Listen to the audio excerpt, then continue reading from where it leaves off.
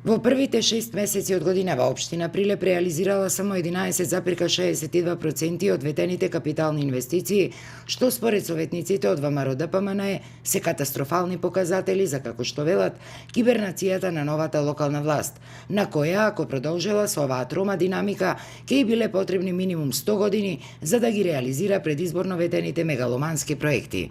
Гледаме дека кога се работи за интересите на граѓаните, остваруваат 11% од ветеното за пола година. А кога се работи за уништување на државата, склучување штетни договори во име на државата, носење на двојазичност во Прилеп, промена на уставното име, тогаш се многу ажурни. Затоа, оваа неспособна и предавничка власт на Социјалдемократскиот сојуз треба да се замени што поскоро. За председателот на Советот на општина Прилеп Миле Талевски пак ваквите проценки на опозиционерите биле паушални и тенденциозни. Со оглед на тоа дека не се завршени комплетните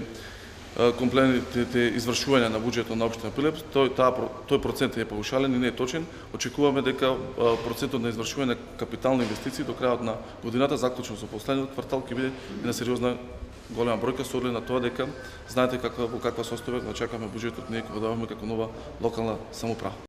На последната седница на Советот на општината беше изгласан и извештајот на Комисијата за проценка на штети од елементарни непогоди, кој се однесува на невремето кое зафати неколку населени места во Прилепско на 9 јули годинава.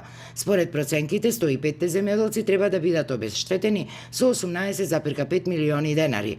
По овој извештај допрва ќе треба да одлучува второстепената владина комисија, што значи дека останува неизвестноста дали и кога овие средства ќе бидат и исплатени.